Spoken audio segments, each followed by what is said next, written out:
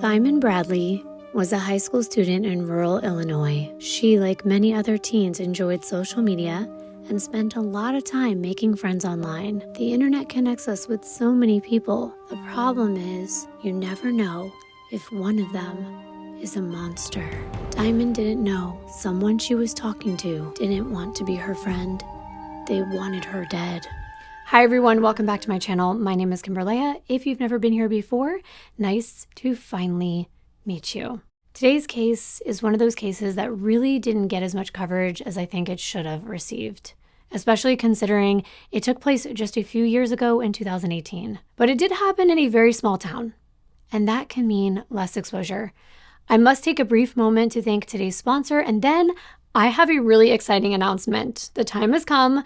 I'm going to be having a meetup this summer, and I can't wait to meet you in person. So here goes. Before we get into today's case, just give me one moment of your time to thank our most loyal sponsor, PDS Debt. They have been supporting this channel since pretty much the beginning of my true crime journey. And so many of you already know that PDS Debt gives qualified viewers a free debt saving analysis just for completing the 30-second online debt assessment at pdsdebt.com/Kim. And if you haven't done it, I encourage you to do it so you can see where your credit is and take control of your debt. This is how I got rid of my debt, and I finally have better credit. I actually just got out of my IVF surgery a few hours ago, and it was something I wanted to do and I saved for it. But like many other major purchases, even a summer vacation, and summer is here, it definitely leaves a dent in your finances. And I know this is a touchy subject, but I'm sure if you're like me, you wish there was a better solution to paying off your debt. Well, that's where PDS Debt comes in, because they have customized zero interest options for anyone struggling with credit cards, personal loans, collections, or medical bills. Now is always the best time to get serious about a better plan to pay off your debt. You don't want to wait, especially because inflation is here to stay. The programs from PDS Debt make a real difference in your day-to-day life by saving you money the same day that you get started. PDS Debt is giving qualified viewers a free debt saving analysis just for completing this 30-second online debt assessment at pdsdebt.com/Kim. That's pdsdebt.com/Kim. You will receive a full breakdown on how to save on interest each month and the quickest way to take care of your debt. If you're making monthly payments on your debt and your balances aren't going down, this program is for you. PDS Debt rolls all of your payments into one low zero interest monthly payment. Everyone with over $10,000 or more in debt qualifies, and there's no minimum credit score required. Bad and fair credit is accepted. So save thousands on interest and fees and pay off your debt in a fraction of the time. Take back your financial freedom today by visiting pdsdebt.com/Kim. And as usual, I just want to thank PDS Debt for supporting my channel and making today's video possible. Now I have to quickly tell you the exciting news about an event that I will be attending this August. I was invited to a lot of true crime conventions and a lot of true crime events, but this is the first one that I've decided not only to attend, but to promote and be an advocate for.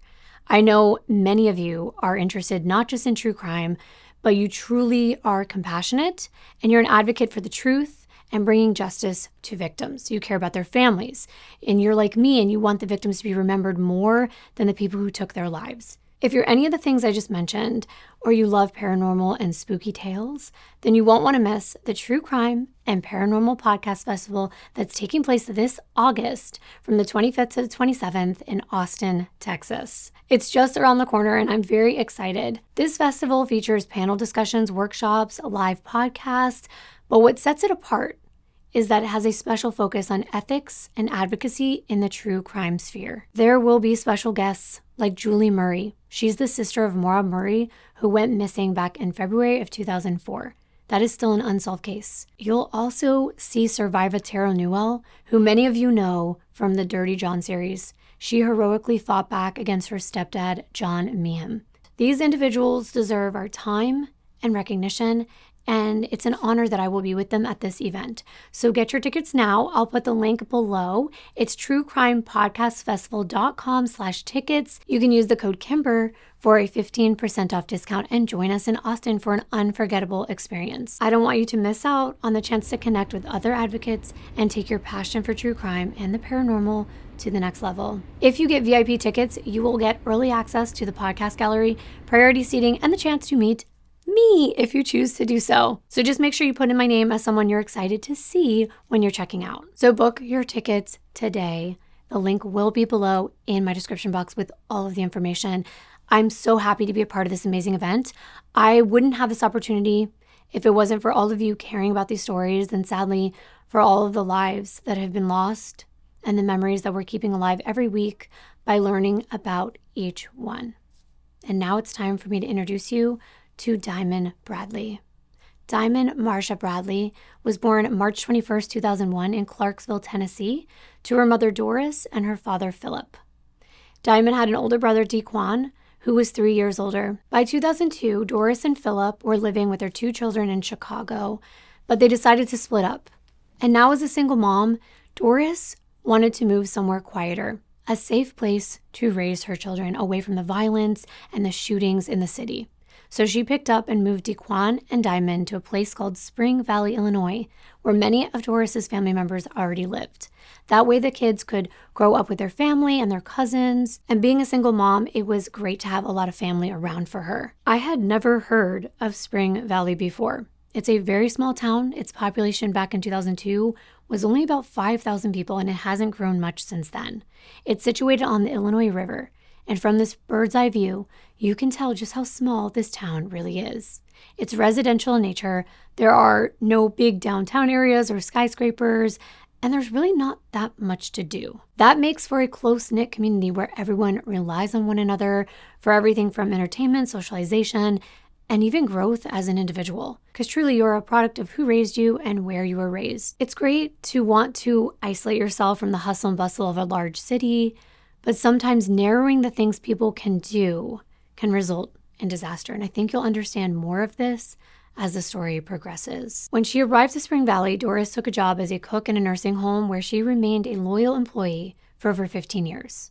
Providing for her children meant working hard, but it also meant not being around as much. As the children got older, Dequan took on the role of protector and teacher and older brother to Diamond. They were very close. He was there the day she was born, of course, and she was more than just a sister. They were like best friends. But Diamond was also like a sister to her cousin Giovanna. Many people actually thought they were twins. They looked a lot alike. And it wasn't long before Doris welcomed 2 additional children into the world. She had another daughter named Malia and a son, Quentin. Spring Valley was a great place to raise children. Everyone there is on a first-name basis. Even the police officers are actual residents in the area, so it felt really safe to live there. You knew that people cared. And Diamond was a typical little girl growing up in this area. She loved to sing and dance and play with her siblings. And as she got older, she truly valued her family. Family was so important to her. She would frequently offer to babysit when her younger siblings were around and her mom had to do something like go to work or just have some time for herself. And she and Doris, they were very close. They had a very special bond. As a matter of fact, even though Doris was Diamond's mom, anytime she was upset, she would actually go talk to Diamond, and she would instantly feel better. But where would Diamond go when she needed someone? Usually, her brother Dequan. And if not, she would confide in her cousin Giovanna. However, as a preteen, growing up in a very small town, this is a time when cell phones and social media were becoming more and more popular among young people, and Diamond began turning to the internet for comfort and friendship and entertainment. I went through all of her Facebook posts, from the first one that she ever posted. I wanted to truly get to know who Diamond was, in her own words. She was around 13 years old in 2014 when she began posting on Facebook, and that seemed way too young to me, but I'm probably just getting old. And the first post that I saw was her saying she was in a relationship with a guy named Colton Diem. And again, I was thinking, wow, she's so young to be in a relationship. But then I was like, who am I to talk? I was in my first relationship about the same age. And it made me wonder, as a mom that has an 11-year-old, when did your kids start dating, or when are they allowed to start dating? Or when did you start? I'm just curious. Have times changed? I don't know. Diamond had a habit of asking people to hang out via Facebook. She would post asking, can anyone chill because I'm bored? That's something I saw a lot of. Other times, she would ask if someone could just talk to her. And I felt for her. She did have a close family, I know that. And I'm sure they were there for her all the time. But there's also times when I think you might want advice from friends or attention from other people in your life. It seemed like as she came up on her teenage years, she was really going through those common emotional changes that many young people go through. It's the transition from a child to an adult. There's a lot of hormones, which usually means drama. And there were posts where she said, she couldn't trust anyone or that she just needed to talk to someone. Now, granted, her mother Doris would respond to these posts, and so would many of her other family members. It could have been for attention, but it was clear that there wasn't much for Diamond to do in Spring Valley. And it was obvious boys were one of the things that kept Diamond busy. As I said, she had a boyfriend, and like many young people in relationships, it was definitely back and forth and back and forth. Not to mention, a lot of dirty laundry would get aired on Facebook. She used it more like Twitter. She posted her thoughts constantly. Every few hours, she would do multiple posts a day, so you knew what Diamond was doing, what she was thinking, or how she felt. Some days, she would be on top of the world with posts like this one that said, "Chillin' with my loved one tomorrow," and tagging her boyfriend Colton. But then there were days, just days later, when she would post a relationship status that said complicated, only to be followed up with a gratitude post a few days later about the same guy, saying, "Seriously, had the best day at school ever. I spent more time with Babe than usual, and thanks for holding my books for me. I love you, hun." Again, tagging her boyfriend Colton. Keep in mind they are in middle school at this point, so it's not unusual for this age group to have their ups and their downs. One thing was clear: Diamond loved her mommy and her sisters and her brothers. There were plenty of posts like this where she would tag her sister, her cousin, her mom, or other loved ones, or a friend, and say something like, "I have the best little sister, the best friend," or "I love you, mommy," tagging her mom, Doris. To which they would always reply in kind. But it seemed, according to Diamond's posts, there were moments where she experienced extreme boredom, reaching out and almost begging for someone to do something with her, whether it was just talk on Skype or FaceTime or Snapchat, or asking if anyone wanted to hang out with her, to blatantly even saying, "I have no friends and I'm perfectly fine with that." But in all honesty, I don't think Diamond was fine with that. To the contrary, I think Diamond wanted to belong. She wanted to be loved. She wanted the attention of those she loved the most. That was apparent by her posts. By that summer of 2014, she posted that she felt like her relationship was going downhill. And by August, she said that she was living that single life, still asking if anyone wanted to do something with her that Friday night. I have to say I felt for her, especially when I read the posts like this, where she was pouring her heart out to anyone who would read this. She posted, "I do stupid shit because of you. I'm angry with myself because of you. I cry at night because I miss you. I sit in my room all day thinking, should I text you and tell you how I really feel, or should I keep crying my eyes out? I know the words I say to you won't matter. You put me through so much, and I deal with it. All the fun things we did together, I miss it. But mostly, I miss you, and I wish I could have you back and take back the last 2 words I said to you." End quote. That's pretty deep, especially for a teenager that's only 13 years old. Of course, social media is just a sliver of a person's real life. I know that. However, it does give us some insight into what life was like for Diamond. She was still in middle school, and throughout the next year, she would take to Facebook on a regular basis with posts like this one in October, where she was asking for someone to come hang out with her. Another thing that didn't change was how much she loved her mother. She posted this, quote, "One person I love so much is my mom. She's the only person I trust and will always go to when things go wrong and I need someone to talk to. I love my mom more than anything in this world. She's madly beautiful, so freaking gorgeous. I know I give you a hard time, but whose kids don't? I love you, mommy, so, so much." Her words, they show me her heart. She sees beauty in others. She understands life isn't perfect and people aren't either. And she loves them through it and always will. Once she was in high school, things were exciting in her life, especially because she had a new boyfriend, Nicholas Nilsson. They made a really cute couple, and you can tell they were really in love. But before all that, in the summer, all summer long, she would constantly be asking people to hang out. It seemed like the summer months were harder on her with no school and nothing to do, and it seemed like she reached out on Facebook during that time even more. There were so many posts like these. Anyone want to make plans? Somebody inbox me, I'm hella bored. Or so who wants to hang out? And this one made my heart hurt. It said, I have no friends. Someone be my friend and hang out with me today. Now, sometimes Doris would respond to these posts saying, okay, or reassuring Diamond that she was there for her. But you can tell Diamond is looking beyond her family for companionship. And that's why when Nicholas comes along, the posts change. They're celebrating their love, like this one. I love that my boyfriend makes me food. He's the best. Or, I've got what I've been waiting for. I got the chance to talk to Babe twice on the phone, knowing he's okay. And God, hearing his voice made me feel more happy than ever.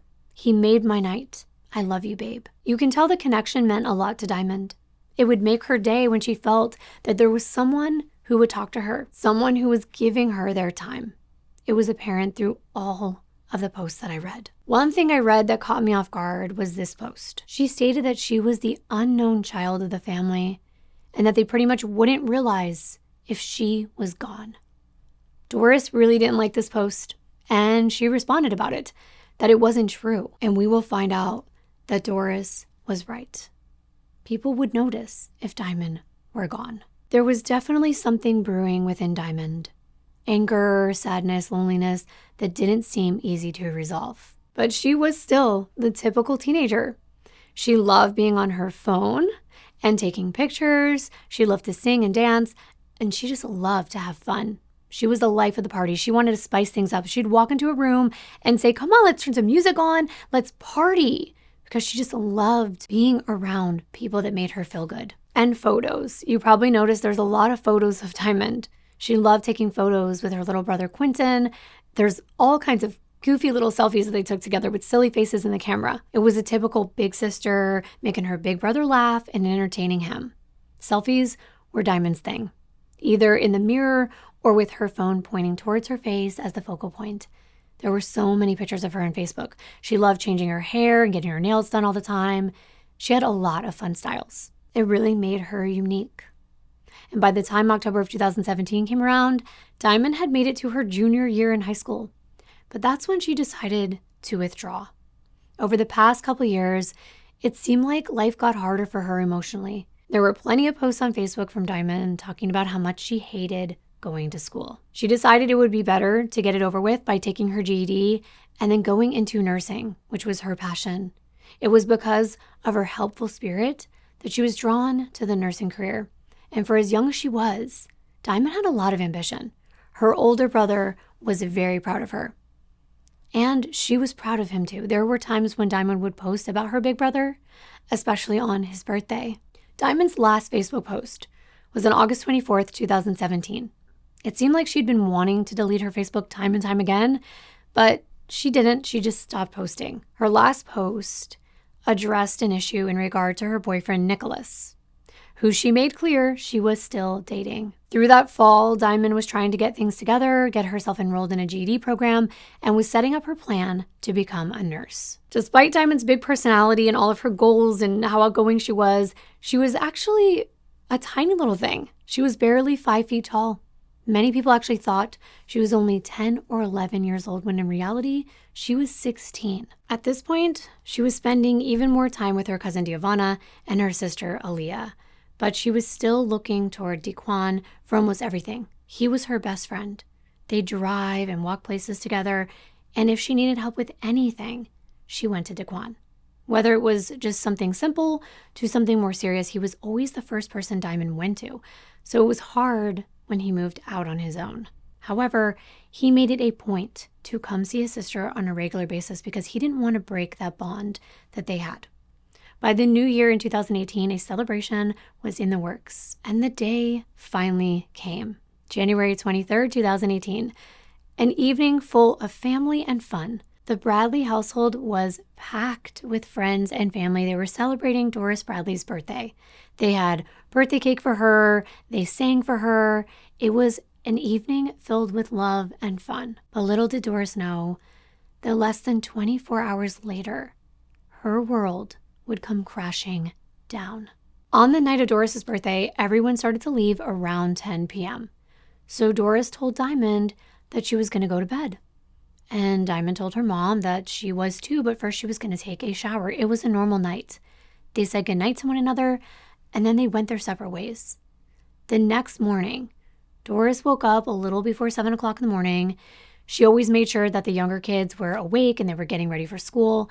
It was kind of unusual for her not to at least hear Diamond around the house in the morning, either helping her siblings out or feeding her cat. So she went upstairs and she called out for her.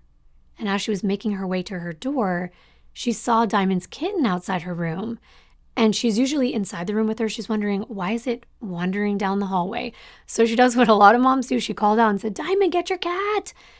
But Diamond didn't come out of her room. Doris went inside, and that's when she noticed the room was empty. Diamond wasn't there. There wasn't anything to worry about at first, because Doris knew Diamond loved coffee, and she would routinely walk to the Marathon gas stations right here to cross the alleyway from their house. She would grab a cup of coffee in the morning. So Doris figured, you know what, she'll be back any minute. But she wasn't. And the longer Doris waited, the more confused she was. Because where would Diamond have gone? She doesn't have a car of her own. So Doris called Diamond's cell phone, and it went straight to voicemail, and that was odd. By around 8:30 a.m., Daquan came by the house. Remember, he had promised Diamond that he would come over and spend some time with her that day, because he'd been really busy lately, and he hadn't been around much. He was supposed to get there much earlier, but he slept in. He was surprised when Diamond wasn't there. No one knew where she went, and it wasn't like her not to let someone know if she was going somewhere. So Daquan, being the protective older brother, he becomes very concerned. It was 26 degrees outside that day. It was snowing, cold, wet. This is not the type of weather that you'd want to be out in very long, if at all. And that made it more concerning. They were texting her, they were calling her nonstop, but there was no answer, and that was unusual. Diamond even posted something on Facebook a while back, joking around about how protective her mother and her brother were. She tagged Daquan in this picture, and I'm going to show it to you. It's a phone screen. We've all seen this before. And if you look closely, the post says, Mom, I'll be home at 9. And the phone shows the time is 9:02 p.m. and there's already 22 missed calls from Mom. So this just goes to show you, Diamond knew how much her family cared and that they would worry if she wasn't home when she should be. This was now playing out in real life. And so was the reality of that post she made, saying that she was the unknown child of the family and that no one would realize she was gone. Certainly that was far from the truth. For the next 2 hours, Daquan and Doris were trying hard to come up with reasons why she would not be home, places that she could have gone. They were leaving her message after message and getting frantic. They had already called all of her friends. They asked if they had heard from her or seen her that morning, and none of them had. Daquan actually leaves. He gets in his car and he starts looking for her around town. This is a small community. There weren't that many places that she could be. By 2 p.m., Doris and Daquan are both extremely concerned. Doris is desperate to know where her daughter is. This is usually the point where loved ones usually have a swarm of emotions and thoughts going through them. Doris began thinking, maybe Diamond was kidnapped. Maybe someone snatched her up when she was on her way to or from the gas station, and she was being held captive. What else would be keeping her from being able to get on her phone and respond? She had never gone this long without contacting her mother. By this time, Doris goes on Facebook. She's messaging Diamond there. She's asking her, please, where are you? Call us back. But by 4 p.m. that day, when Diamond still wasn't responding to even one message or call, Daquan decided to call their cousin, Giovanna. He wanted to see if Diamond had said anything to her the night before about going anywhere that day. The two girls had been hanging out together during Doris's birthday party. They were in Diamond's room listening to music and laughing and just spending time together. Giovanna told Daquan that Diamond had not told her anything about any plans that she may have had that morning. even though Giovanna said that normally they would tell each other everything. And in their minds, this meant that Diamond didn't leave on her own. By the late evening, Doris couldn't hold it together anymore. She wanted to know where her baby was, and she had exhausted all of her resources. Daquan told her that they need to call the police. By 6:30 p.m., Doris was walking into the police station to report her daughter missing, not just calling them. She went down there with Daquan. And he went to high school with the son of the chief of police, Kevin Sangston. He had been working in Spring Valley for 30 years, and he knew Daquan and was surprised that they were reporting his little sister as missing. He sent Sergeant Sarah Kinkin over to the Bradley residence. She sat down with Doris and she asked her a lot of questions. When was the last time that you saw Diamond? And important details like the fact that she didn't have her own money or her own car. So they don't know how she could have gone very far. However, Doris does let her know that Diamond has her own cell phone, but that she's not returning any calls and that they're all going to voicemail. At this point, they do make a missing persons report in the crime database. They listed Diamond as 16 years old, African-American, black hair, brown eyes, 5 feet tall, and 115 pounds. They also got all the information about Diamond's cell phone, and they give it to authorities so that they could contact the service provider, because they wanted to try to see if they could track where her phone pinged the day that she went missing.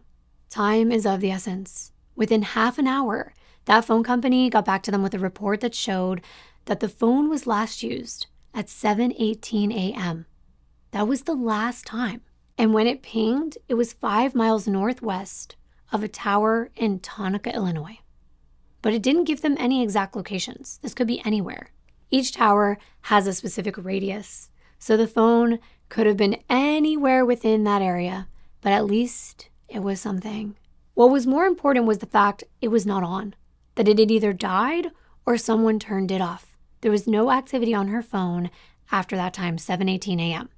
When they heard this, they were definitely thinking something had to have happened to her.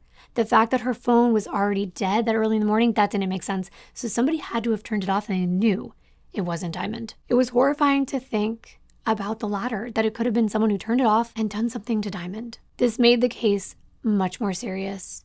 There was also no social media usage either. And at this age, we know teenagers are glued to their phones. Giovanna has a gut feeling that something isn't right.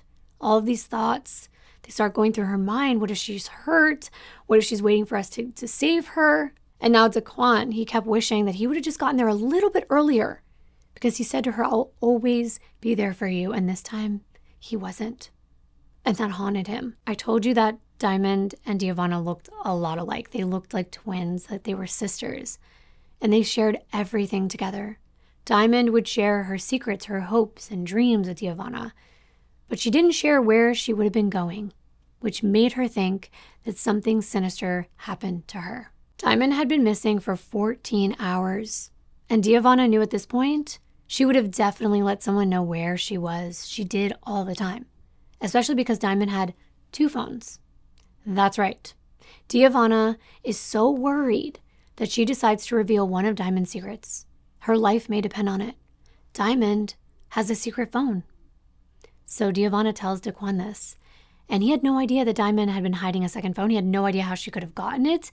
So they went upstairs to her room and they looked for it, and they end up finding it in the top dresser drawer. The phone doesn't have a cell phone plan. It was just Wi-Fi, and it was also locked with a passcode. They bring the phone to Doris, who is just as shocked and surprised as her son. She had no idea that Diamond had another phone. So she brings it right down to the police station. The police believe, by looking at this phone right away, the only reason why she would have a second phone is because she was probably doing something that her mom didn't approve of. But what? Well, for one thing, I can tell you from looking through Diamond's Facebook posts, she was always on the hunt for iPhones. So that's how she could have gotten the phone. They were confused about how. Well, look at this. I saw posts dating back to 2015. There are at least 5 posts from 2016 and even 2017 where Diamond is asking if anyone is selling an iPhone, with the latest post only being 7 months ago in May of 2017. Diamond posted, "Who's selling an iPhone 5S or 5C for the low?"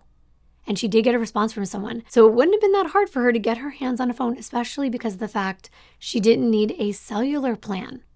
She was just using it on the house's Wi-Fi. Diamond was also posting about looking for a laptop a few months ago as well. Cell phones, laptops, they're two things that most teens cannot even live without these days. But it was confusing to Diamond's family why she needed 2 phones. When investigators tried to get into the phone, they noticed several different passwords. Of course, you've got the lock screen that most of us had. They could not get into it. But Sergeant Kinken notices she can see notification pop-ups. She doesn't even have to unlock the phone. She can read through those. And she does, hoping that she can get some information from them. From the notifications alone, Sergeant Kinken can tell that Diamond talks to a number of people. There were a lot of messages coming through on that phone, and many of them were asking her to hang out or to meet up. Kinken shows Doris, and she asks her, do any of these names look familiar? And she says no. And at this point, the sergeant turns the phone over to the forensic department so that they can do a thorough analysis on it. Meanwhile, officers decide they need to canvass this neighborhood. There was an officer, Josh Pellegrini, who began talking to the neighbors, going to businesses in the close proximity to Diamond's house to see if anyone had seen her that day. He also wanted CCTV footage from any of the businesses, knowing that that was one of the ways that these missing persons cases get solved. They want to see if Diamond was captured on video somewhere. Because Doris had told the police officers that Diamond frequently went to the Marathon gas station right across the alley from their house, that is where Pellegrino starts. When he gets inside, he notices that the gas station does have cameras inside, but they do not have any on the outside of the building, and that was disappointing.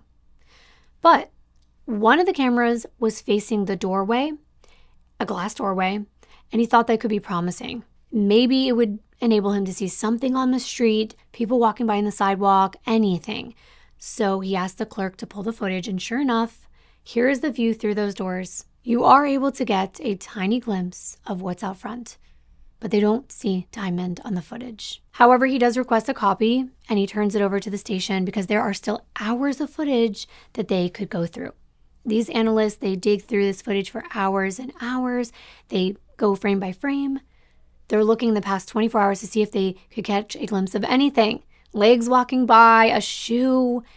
It doesn't matter. They just wanted a lead. Once the forensic team was able to get past the initial passcode on Diamond's lock screen, she had passcodes on her apps. In order to open some of them, you had to know a password, and that seemed very strange, especially for a 16-year-old. So what was she using this phone for? Because it didn't have service, like her other phone, they are not able to pull up any records as far as calls or texts are concerned. All they can do is gather things from the apps that she had been using. And while they are doing this forensic analysis on this phone, they uncover something very concerning. Diamond, who is a minor, had been using these passcodes on several different dating apps and dating websites. Now that was an even bigger surprise, especially to Doris. But someone did know all about Diamond's online dating, her cousin Giovanna. A secret she wasn't expecting to get out. She'd always been supportive of Diamond, but she told her, you need to be careful. You need to always let someone know where you were. Call us, text us. It's better to be in trouble and be alive than something terrible happen. So did something terrible happen? Doris was very strict when it came to dating. She was older. She was, of course, wiser. She'd been through this already. And she tried to warn her young daughter about the dangers that could be lurking, even within people you think you know. She tried to warn Diamond that not everyone is trying to be your friend. But from Diamond's Facebook posts, we can tell that that was one thing that Diamond seemed desperate for. Friends. Doris would tell her that she had to be really careful with who she got involved with, who she planned to meet with. She had to give her these warnings because, of course, she's her mother, but also because of Diamond's taste in men. That's right. Doris was concerned by the fact that the men Diamond would be interested in were always a lot older than she was. And that worried Doris. I mean, we're talking about a 16-year-old. She's a juvenile. She's not an adult. So even someone that's 2 years older at 18 would be too old for many parents to consent to. And Doris didn't like it. Some men were much older than 18. And when Diamond said she liked older men, she would explain to her mom that that's just what she liked. And she told her, I can't help it. But Doris, like many other moms, was like, you know what, you're going to have to help it because I'm not condoning it. And of course, Diamond just thought her mom was way too overprotective. But was she? If a child is not yet 18, in many people's eyes, it's a parent's job to inform them and to guide them.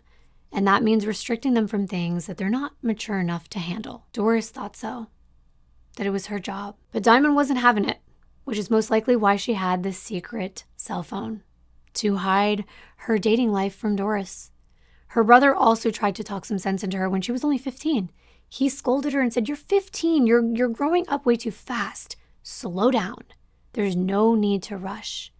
But she really didn't like to be told what to do. I could tell that though she looked young, she did seem to portray herself as older in many of her posts and her pictures on Facebook. So many young people cannot wait to grow up, but they don't understand how dangerous it can be to act like an adult when you're not ready. By January 25th, Diamond had been gone for more than 24 hours. The family had now created missing persons posters. They were handing them out. There were 500 of them being passed all around town, being hung up, asking people if they had seen her. It had a recent picture of her and numbers you could call if you had any information about her whereabouts. Daquan even went to the last town where her phone pinged, Tonica, and passed flyers out there. He went to Ottawa. He went to another town called Princeton. At this point, he thought she had been kidnapped, and he knew that time was running out. He kept blaming himself again and again. If he just got there earlier, this wouldn't have happened. Investigators have zero leads, so they go back to that footage at the gas station, and they decide to watch more of it. They can see a car pulls into the parking space outside. It's hard to tell what kind it is because, like usual, the video quality is super low. But they do see a man. He comes in the gas station, he buys something, and he leaves. So they want to focus on this footage. They want to see if this guy's doing anything suspicious. Here's what they saw. From what they can tell, there's no sign of Diamond inside with this man and not any sign of her outside in the parking lot.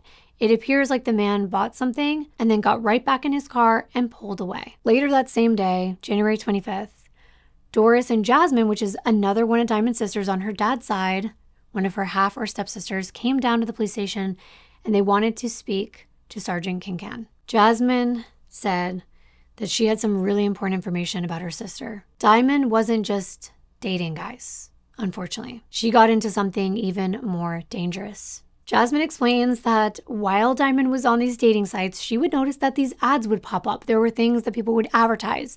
Some were women advertising meetups with men.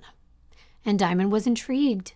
She wanted to understand how that worked, and she realized that was a business, that women were putting out these ads and then men were paying them to meet up with them. No one knew the extent of Diamond's curiosity or how long this had been going on, but Diamond apparently did put out ads on these adult sites offering to meet with men. This was one reason why there were so many notifications on her lock screen. Almost all of those messages were from men that were responding to either an ad or her profile on dating sites. Doris is astonished. She doesn't know why Jasmine did not speak up any sooner about this, and she can't help but feel hurt. She's the last one to find out that Diamond thought that she needed to do this in order to make money, and Doris felt like a failure as a mother. But Daquan knew otherwise. Doris was a good mother. She was a balance of being strict and also letting her kids have some freedom to explore things.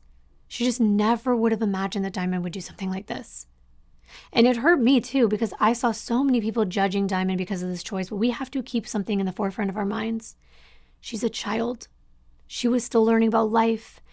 She probably had little to no understanding about the type of men who may be on these websites and exactly what they're looking for, because usually it's much more than a mere date. And that's sad. Maybe liking older men had more to do with the fact that older men had the money to be on these websites and pay women. That probably seemed interesting to Diamond. At this young age, the pros might outweigh the cons because she can't see the apparent dangers. The problem is, a lot of predators visit sites like this and they have the intention of going there to find the most vulnerable people, girls just like Diamond. It's terrifying for her family to think that maybe one of these men have kidnapped Diamond or something worse. Investigators know that so many teenagers are bored. They have nothing to do in Spring Valley. They just have their phones and their computers. They're on them all day long. Their parents don't know what they're getting into, who they're talking to. And social media is bringing us closer to strangers than ever before. January 26th comes around. It's been 2 days since Diamond has gone missing. The investigators finally get what seems like a promising lead. Someone just called in and they said they saw a young female matching Diamond's description walking down a highway ramp. It's a few miles away, but it is in the direction where her cell phone last pinged. So the caller said she was wearing a pink jacket and black pants. The investigators called Juris. They ask, does Diamond have a pink jacket? She says, yes. So they say, can you check and see if it's home? And she says, no, it's not here. So the police think this could be her. So they are dispatched out to the location where the witness said that she saw the girl walking. They track the girl down. She indeed matched the description of Diamond. So they approach her, and that's when they realized it was not her. However, it was an acquaintance of Diamond's. She knew her, and she had not heard or seen from her the last few days. Another dead end. And the Spring Valley Police Department, they need help. So they reach out to the FBI to see if they could possibly go through Diamond's primary phone and track down every location that she had been at. And thankfully, they're able to do this. And there was a route that was established. It was a path that they believe Diamond traveled on the morning of her disappearance. Now, they have timestamps of where her phone was that morning. It showed this entire path. So they map out this path, and then they want to look for any businesses or residences in this area with cameras that are facing that street. There's an intersection at St. Paul and Spalding Street where there's a local bar, the Valley Pub. So they see a camera, and it's facing the intersection. They pull the footage. And at this point, they know that Diamond had to be traveling by car because of the rate her phone had been traveling. She passed this intersection at around 6:40 a.m., but the cars in the footage were way too blurry. They couldn't see license plates. They could hardly tell what type of cars these were, but they could possibly tell the color. But it is not great footage. They're trying to pause the video every frame. They're just going frame by frame to see if they can uncover even the smallest clue, like a foot stepping into the frame, or maybe a pant leg, anything that could lead them to Diamond. This takes hours. It takes days. They finally determined there are 13 cars that came through that intersection during the time that they believed Diamond went missing as her phone was being tracked down that road. So they decided to set up a squad car at that intersection, and they put a dash camera on it just to see what kind of cars go by on a regular basis, like what local cars drive in and out of this section. They have 2 days worth of data, and they have it analyzed and are able to determine 11 of the 13 cars on the footage during the time frame that Diamond's phone crossed an intersection went through the same intersection every day. So they're locals. But wait, there's 2 vehicles that don't really belong there, so to speak. One was a red Chevy 1500 pickup truck, and the other was a black Jeep of some kind. And I thought this was so interesting how they narrowed all this down.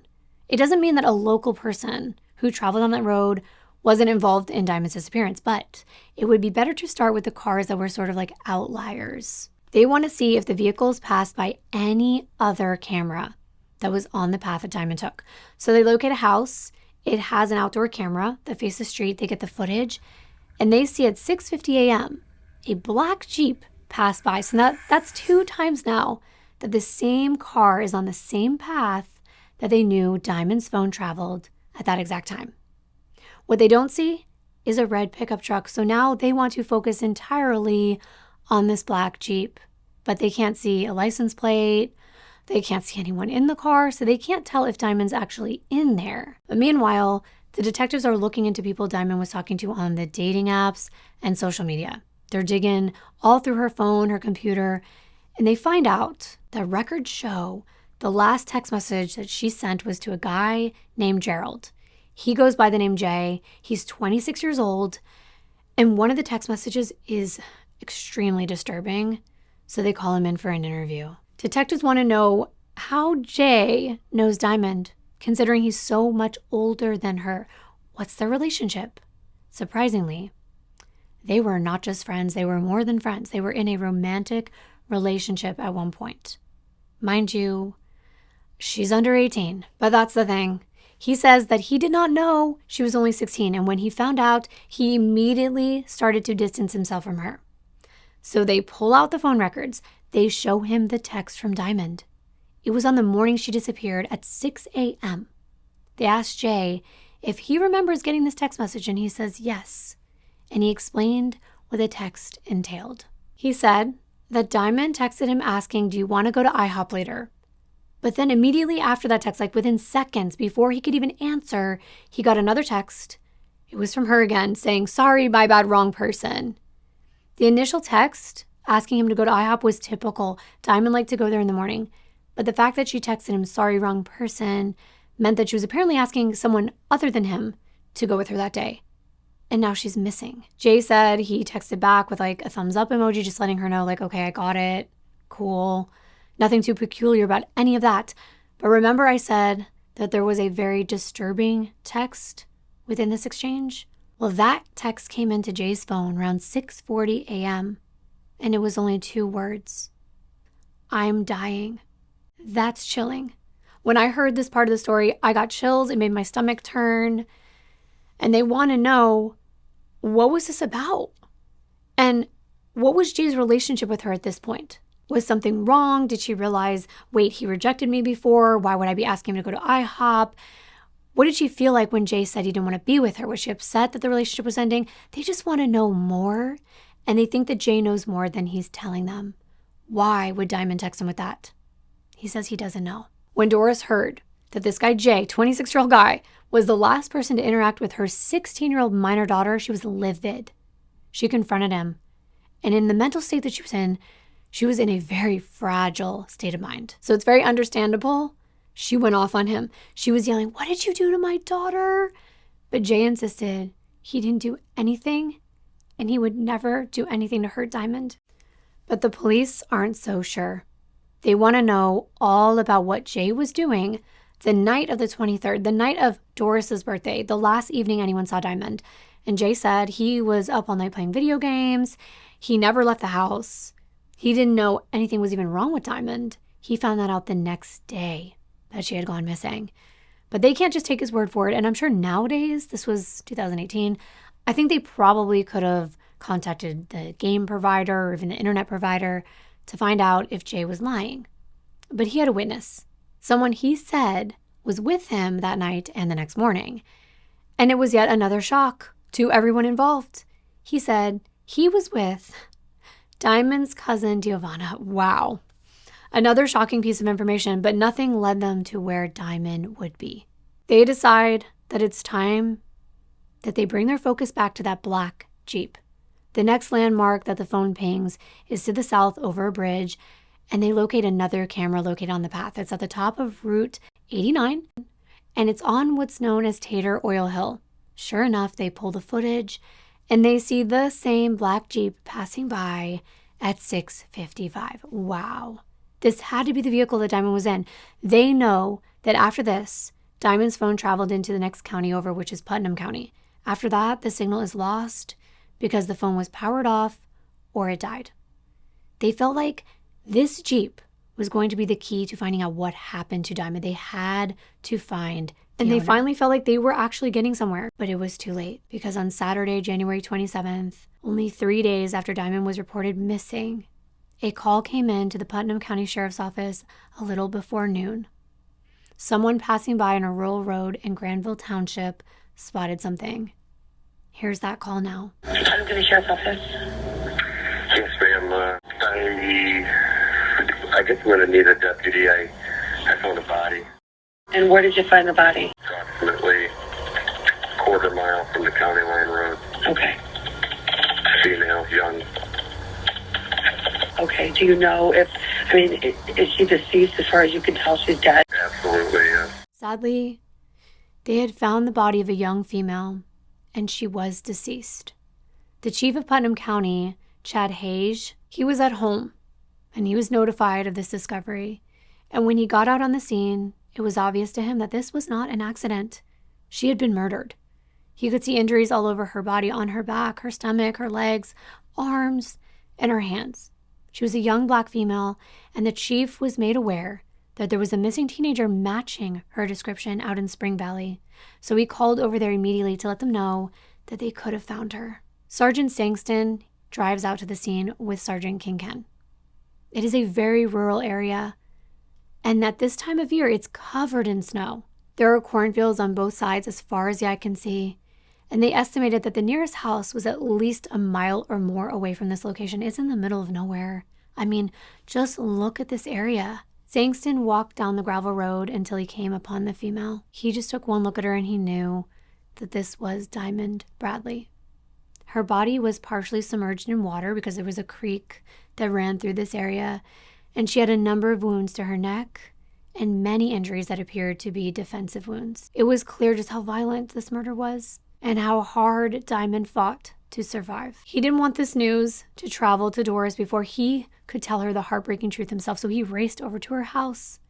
He said there's no amount of training that can ever prepare you for telling a mother that her child is dead, and I cannot imagine. The officers knocked on Doris Bradley's front door that evening around 7 p.m., and when she answered, they told her, "You're going to need to come down the station with us. We're going to give you an update." Something told her that this was not going to be good. They sat her down, and before they could even say anything, Doris just knew. In her heart, she knew Diamond was dead, and she lost it. She broke down right then and there. She couldn't control it.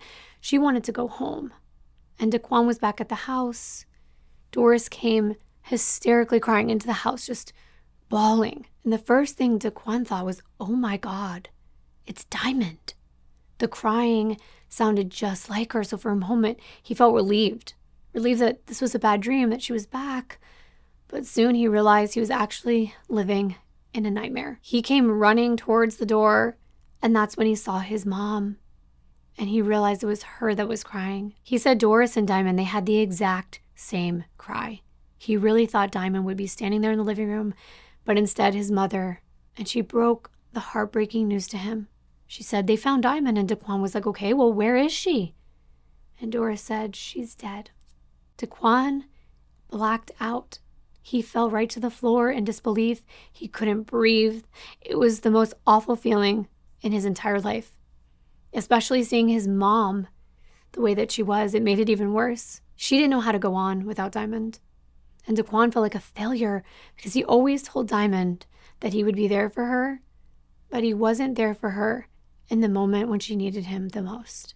And when Giovanna heard this news, she couldn't understand why anyone would want to hurt her cousin. She couldn't believe she had just seen her a couple nights ago and never knew this would be her last day alive. Diamond didn't know, and it was just too sad for anyone to think about. The missing persons case is now a homicide investigation. The investigators are determined to find out how Diamond ended up in that ditch. Once the news spread through the small town, they were on high alert. They were shaken to the core.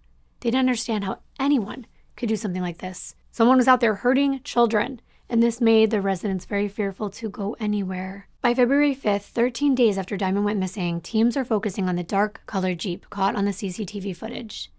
They don't know exactly what color it is, and they're trying to sift through piles of records on dark-colored Jeeps. Not to mention all different years. And this would take them a very long time, so they decided we're going to call a body shop that specializes in working on Jeeps, and they locate an expert who can help them identify the year and the color that the Jeeps came in, the year was made, so they can narrow it down. This expert takes a good hard look at the footage, and he narrows it down to a black Jeep Wrangler between like 2 different years. And that was a lot easier for investigators to work with. So now, they run all that information into the DMV database, and they pull up all the addresses and names for people in the surrounding areas who owned Jeeps matching that description. This part reminds me of the white Elantra, if you know, you know. Idaho college murder case. Remember how they had the still shot of the white car from the gas station and they needed to track down the owner? Same here. They went to many different houses, spoke to a bunch of different people. Everyone was cooperative. They get to one of the known addresses. It's about a mile north of where Diamond's body was found. When they knock on the door, a woman comes out. She explains she's not the owner of the Jeep. He used to live there, but he has since moved away to another town called Standard. But she doesn't have an address to give them. However, this town is only about 1.5 miles away, so Kincan and Sangston decide we're just going to drive over there And this is an even smaller town than Spring Valley. It only had 200 residents. You can tell how small it is from this picture. They figure, you know what? It's just a few blocks. We're going to drive around and actually look for a black Jeep Wrangler. And it doesn't take them long to find one. It's parked in the driveway of one of the homes on 4th Street. They walk up, they knock on the door. A man answers. He comes out. They ask him, are you the owner of the black Jeep? He says yes. He introduced himself as 26-year-old Richard Henderson. They asked him if he happened to be in Spring Valley on January 24th, and he said, yes, I was. He told them he worked at a greenhouse factory called Color Point that was in that area, and he remembers being there that day. They asked him if he would be okay coming down to the Spring Valley Police Department to talk to them because they're working on a case that they think he might be able to help them with, and he says sure. He was very open, pleasant, cooperative, just hopped in the squad car, and they headed over. Now, I have this interview, and I know some of you have mixed feelings about me playing videos in my videos, and I understand. The audio can be different, it's not always clear, the subtitles don't always work right, but I really want to give you a feel for these individuals and the situations that they're put in. That's why I showcase real interview footage, if I have it, and we do, so I'm going to play some of it. But I will also make sure to explain everything as well. So they just want to know what he knows. Perhaps this man saw Diamond, hung out with her, maybe he gave her a ride, and then dropped her off, and then foul play ensued. They just needed to know. Chief Hage and Sergeant Kincan are in the room with Richard here, and this is the interview. Before we get started, I just want to let you know that we are being audio and video taped, okay? Yeah, please. You can see right away, Richard is on board. He knows he's being recorded. He's like, I'll even offer to take off my hoodie. He's very comfortable. He's drinking a bottle of water. He has his phone out beside him. And now they're going to be asking him questions about being in Spring Valley on the 24th. Here's that portion now. We're in Spring Valley. Yes, sir. Last Wednesday. Yes, sir. Okay, what were you doing? I went to the gas station. It was either Shell or Marathon. And do you know about what time that was? Anywhere from 6:30 to 7 o'clock. Okay. Were you with anybody? Not yet. I was picking up my buddy because we were supposed to get a few area. I was waiting for them to call me, and they never did, so I went back home. Okay, one thing I noticed right away, tell me if you notice this, he's got an accent, right? Not just like a country accent, but like a foreign accent. Sounds like maybe he's English or British. I cannot tell, but please, if you're able to identify it, let me know the origin of that accent. So he explains that on that Wednesday morning, he was waiting to meet up with a friend, and he stopped by the gas station. He got some cigarettes. That was around, I don't know, he said 6:30, 7 o'clock. He doesn't hear back from his buddy, so he heads back home. There were officers observing this interview from behind the glass. And one of them, Sergeant Pellegrini, who had been at the Marathon gas station, remember he saw the footage and he took a good look at Richard.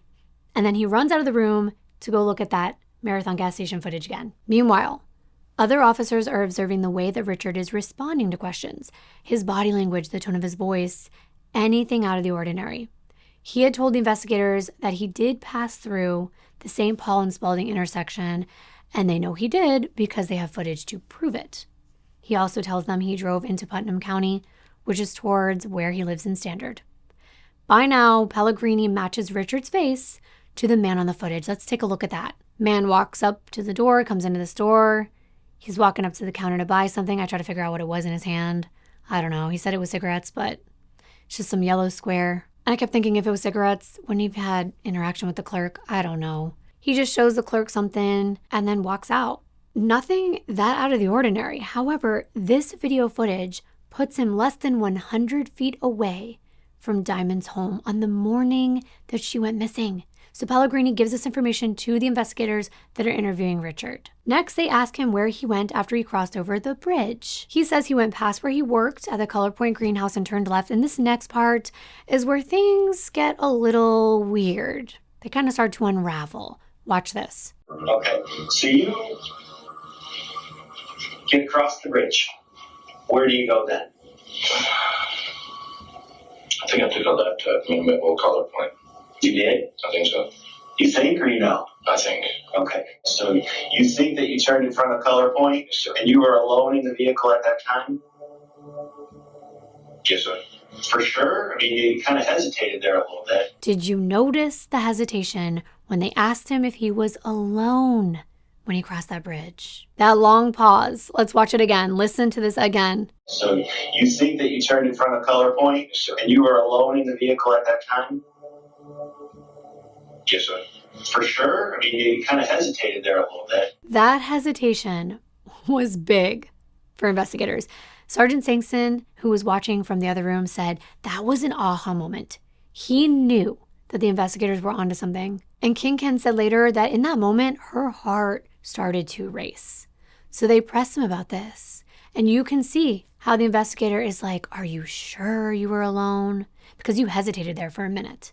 Here's what Richard says. It's not 100%. I picked up a friend of mine because I was supposed to be getting some Molly. Somali? He says, well, I was going to pick up a friend so we could buy some Molly, which most of you know, but for those who don't, it's ecstasy. Wait until you hear what he says next. Who'd you pick? Where's the friend at? Or who was the friend? Diamond. Diamond who? I don't know her last name. You don't know her last name? Okay. The one that went missing. Did you catch that? He literally just admitted that he was with his friend, Diamond. He doesn't know her last name, but she's the one that went missing. Wow, you'd think if he knew she was missing and he was with her the day that she disappeared, he would have already come forward to let them know that, wouldn't he? I mean, this is a small town. He was bound to have known his friend went missing, right? You'd think so. He just admitted he was with Diamond that morning, so they press him about that. He tells them the plan was to get Molly, but it fell through. They weren't able to get it, so he just dropped Diamond off at the trailer park where they were supposed to be picking up the drugs. That's his story, that he was only with her for a short period of time, like 30 to 40 minutes. And he's so proper, always responding with, yes, sir. But there's a problem with his story, many. But the one that they're focusing on is the fact that the trailer park is in the opposite direction to where Diamond's phone traveled. So either he stole her phone and went a different way, or he's lying. And now is their chance to put a lot of pressure on him because they have evidence to the contrary to what he's telling them. It's a perfect opportunity to take control of the interrogation and put fear into Richard, hoping that he will confess. So they ask him how he even knows Diamond. And he says, oh, I know her because, through Molly. Now they tell him that they've been tracking Diamond's phone and it didn't go to the trailer park. Richard just kept saying, okay. They're like, we know exactly where her phone went. We want to know what happened between you and Diamond that morning. He said nothing happened. And at this point, they need to take a breather, hopefully to re-strategize, see if any new information has come in. They take a bathroom break, they come back, and they talk a little more. Richard appears to be very calm. He's cooperative. He doesn't seem nervous or upset, but he is a little annoyed. I mean, they are pressing him about murdering a girl that he was with. But they feel like they can get Richard to give them more information if they keep him talking. So that's exactly what they did. And then they ask if he's willing to get in the car and show them the exact route he took. And he's like, no, not now, because you're accusing me of murder. But the detective is pressing him saying, but you're the last person to see her alive. It would be so helpful to our investigation. He just kept repeating, you're accusing me of murder. Clearly he's not happy about it. But finally, he does agree to show them where he says he picked her up and where they went. So they get into a squad car and they retrace the path he said they drove that day. Now, I'm not going to show you this whole video. There's no point to it, but I will show you this. I want to show you what the weather was like. I said it was snowy, it was cold. And I'm sitting there imagining Diamond alone the morning she disappeared. All alone in the bitter cold. Richard said they started at the Marathon gas station and he pulled up into this alley right next to where Diamond's house was. And he waited. What's crazy is that if her mom would have just looked out a window, she would have been able to see Diamond getting into this car. Anyone would have. He said that once she got in the vehicle, they were on their way. So the officer took him down the route that he knew the Diamond's phone went on. Across the same intersection, over that bridge, and then they're out in the middle of nowhere. This is where Diamond's phone pinged last. All that's left of Diamond is a cross, some stuffed animals, and fake flowers on a memorial next to the creek bed, changing this landscape. These things are not supposed to be there. Diamond wasn't supposed to be there, and yet she was. And she was left behind, right at this location. That's when the detective asked Richard if he recognized this area. They are literally right in front of where Diamond's body had been found, right next to where her family set up that memorial on the side of the road. So the officer pulls up and he stops right in front of it. You can see it on the dash cam footage right here. When Richard got to this area, things changed. He began to cry, and the detective was trying to play nice and play to his emotions. He said, "Take your time, Richard." Richard wouldn't look. He didn't want to see the memorial. He just turned his head. The detective said, "We just want to know exactly how it went, Richard." They want a confession. Richard just kept crying and crying. He said that he pulled over to the right. They wanted to know what happened when he stopped the car, and he said, "We had sex." He says that when they were finished, he wanted her out of his vehicle. And I was thinking, wow, this is a really weird place to make a girl get out of your vehicle in the middle of nowhere in the snow, nothing for miles. That's either extremely cruel or not exactly how she ended up outside the vehicle. But we know whoever did this is a monster either way. And what he says next catches the detectives by surprise.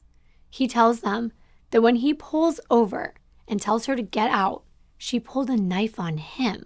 Why would she do that? He says he's kicking her in the arm, and that's when he says she gets herself. And what he means by that is to say that the knife went into her body. The detective asked where the stab went in at, and Richard said it was the stomach or the side of her body. He said that he pulled the knife from her and there was blood on it, but that she kept coming after him, according to his story. Wait until you hear what this man said next. Now for what he said when the detective asked, how did Diamond get into that ditch? He said she started walking and he pushed her.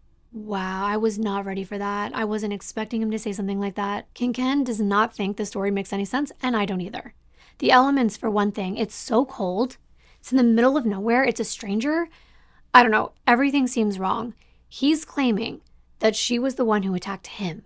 And after stabbing herself, she's still coming after him. So he grabs a knife from her, stabs her in self-defense, only 2 or 3 times, according to him, just to get her away from him. The thing is, this does not add up, because Diamond's autopsy showed she had over 20 stab wounds, 20, and a very severe wound to her neck. These were not wounds you would make in self-defense. It was overkill. That's why the detective pressed Richard about where he stabbed her and why. If she's got wounds on the back, it means that she wasn't running towards him. She was running away. The fact that Richard was posing this as self-defense when he's so much larger than Diamond didn't make sense either. He's 6'2", 270 pounds. Diamond is 5 feet and only 115 pounds. Why would he need to stab her at all? He's brought back into the station and they question him even more. And Sergeant Ken grabs her laptop and she attempts to get Richard to look at the autopsy photos, and he doesn't want to, but she insists. And she's doing this for a couple of reasons. 1, shock value, to get Richard to break. And 2, because there are clearly stab wounds to the back of Diamond's neck and her back. And so she asks him, at what point did you cause these wounds in her back? And she turns the laptop around so that he can look right at poor little 16-year-old Diamond and what was done to her. Richard just makes some excuse like, you know what, she was flailing around and she was trying to get out of the car, so the knife must have ended up stabbing her there. Right. Ken asks him, where's the knife now? And he says he doesn't know. He thought it was with Diamond. And they ask, could it be at your house? And he's like, I don't know. Go check. He's held at the Putnam County Jail as a prime suspect. And Diamond's family is relieved that someone is in custody, but they're disgusted by the way Richard was claiming he killed Diamond in self-defense, along with the way he painted Diamond out to be. Someone who was eager to buy drugs, have sex with a stranger, and then pull out a knife on him. He was playing the victim when he's a grown-ass man and he's dealing with a child. Over 200 people attended Diamond's funeral. Many of them were fellow students and faculty members from Hall High School in Spring Valley. Interim Superintendent Jay McCracken said, it's been a difficult time for the district, and quote, as tragic as this is, and as saddened as we are, it's still very heartwarming to see people pull together and help people who are in need, end quote. A month or so goes by since Richard was put behind bars, and they finally get another lead. Richard himself admits to getting rid of the murder weapon and tells detectives where they can find it. He says he brought it to work with him over at Color Point, the massive greenhouse operation. This place is huge. Look at it. There's so much to search. He says he threw it into a wooded area while they bring out bulldozers, tractors, all kinds of excavation type equipment to sift through the debris that's all over the place. And King Ken is out there watching all of this unfold, and there are people using shovels and rakes going through inch by inch. And while all this is happening, she thinks that she spotted something shiny. Sure enough, as luck would have it, it's a knife. This is an evidence photo of exactly where the knife was found. Here it is. It's a kitchen knife from like a kitchen knife block, but it's a sharp and long one. Definitely not something that it would have been easy for Diamond to have been concealing if she would have been the one bringing it with her into the Jeep with Richard. But it would be quite easy for him to hide it on the driver's side of the Jeep, waiting for the perfect moment to pounce on her. Investigators put together a timeline of events that they believe led up to Diamond's murder. They met online through an ad or a dating site, and they decided to meet in person on January 24th with Richard coming up with the plan. They believe he was looking for an easy target and knew all along he was going to kill Diamond. That's why he brought the knife with him and drove right out to this rural area, either to cause her harm right away or engage in a sexual act and then harm her. At 6:45 a.m., Diamond is picked up in the alley near the Marathon gas station. Then Richard drove her out of town, and at 6:54, they saw the Jeep pass a police officer on a dashboard camera headed out to Putnam. To think that she was dead only 10 minutes later is chilling. They knew that she was probably dead by 7:18 when her phone stopped working. So within 30 minutes of being picked up, she was already dead. Richard is officially charged with first-degree murder of Diamond Bradley in April of 2018. He was being held at the LaSalle County Jail awaiting trial. Before I go any further, do you remember that text that Jay got from Diamond at 6:40 that said, "I'm dying"? The investigators, they said that according to their timeline of events, that text was sent prior to Diamond getting in the vehicle with Richard, so they were confused about the context. And it's something I can't get past. It's very eerie to me, and I've tried to make sense of it. She's planning to meet up with Richard, maybe go to IHOP. She accidentally texts Jay instead saying, "Do you want to go to IHOP later?" And then 40 minutes later, before being picked up, she texts, "I'm dying." If this wasn't a true dying declaration in the form of one last chance for someone to save her life, what is she referring to? What's dying? Was her phone dying? That doesn't seem like you would text that, because "I'm dying" is not in reference to your phone. So, okay, is she hungry? Maybe she's dying of hunger. But perhaps Diamond really was dying at some point, and it wasn't too long after that text. But they still determined it meant nothing, and it was just a coincidence, and I can't accept that. But I guess I have to, right? I just kept thinking, could the times be off somehow? Like, they said that she got into Richard's car at 6:45 and that the text was at 6:40, but that's only 5 minutes. Are they sure that the cameras are right? Like, all those times are correct? Because I just can't believe that. And I want your thoughts. Of course I do. They do clear Jay as a suspect. He has nothing to do with Diamond's murder. It's just very odd that you would text him that. But you know how the last person you text is sometimes still up when you open your phone? I can just imagine her scrambling as she's stabbed for the first time, like grabbing her phone, making that text, and then Richard grabbing the phone and eventually killing her and turning it off right away to avoid any other activity. We'll never know. Richard waived his right to a jury trial and instead opted for a bench trial, meaning that a judge would be the one to decide his fate. However, Richard's public defender, Roger Bolin, was finishing preparing for the trial, and Richard wanted to know if they could get a plea deal. He never gave a reason why he wanted this plea agreement, but it is known that the prosecution was planning to seek a sentence of 20 years to life in prison if he was found guilty. Diamond's family did end up accepting the terms of a plea deal. Doris said she did not want to look at Richard during a trial. She had already had enough. All he did was smile and smirk, and she just couldn't go through it. Richard pleaded guilty in exchange for not receiving a sentence of natural life in prison with no chance of parole. He ended up being sentenced to 53 years in prison, minus the 275 days he already had been in jail at that point of the sentencing. The circuit court judge did guarantee, though, that he would serve 100% of his 53-year sentence. So he wouldn't get paroled until the 53 years were finished, but that does not seem long enough to me. In regards to Diamond's family agreeing to the plea deal, State Attorney Christina Judd Many said, quote, "They needed closure, and they thought 53 years was acceptable. They knew nothing was going to bring Diamond back, unfortunately, and a few more years wouldn't make much of a difference anyway." End quote. Diamond's death took a toll on Doris. It was extremely hard, which is understandable. And Daquan said she placed a lot of blame on herself and felt like she was a bad mom, but he knew she wasn't. A monster did this. Doris decided to have Diamond cremated instead of buried because she wanted to always have Diamond with her. She said she couldn't just bury her and leave her in a cemetery somewhere. That hit me. I know I'm like overly emotional today, but that hit me. I never ever thought of it like that, but it's so true. And Doris carried Diamond's urn everywhere with her, even to court the day that Richard was sentenced. She would go on to say, quote, "It's hard to move on, and at one point I wanted to die because she wasn't there anymore," end quote. But she said she had to think about her other kids, especially her two youngest, and she knew that she had to be strong for them. It broke my heart to hear her say that. My heart is broken for Diamond and her whole family. It's yet another senseless death, and we may never know why Richard decided to kill her. But Diamond said it best when she posted this back on October 27th, 2016. She said, quote, "I'm living in a fucked up world with fucked up people," end quote. Well, Diamond, I'll say this. We're not all bad, but you're right. You were with one fucked up monster on the day that you took your last breath, and I am forever sorry for that. My message to all of you is to always be prepared.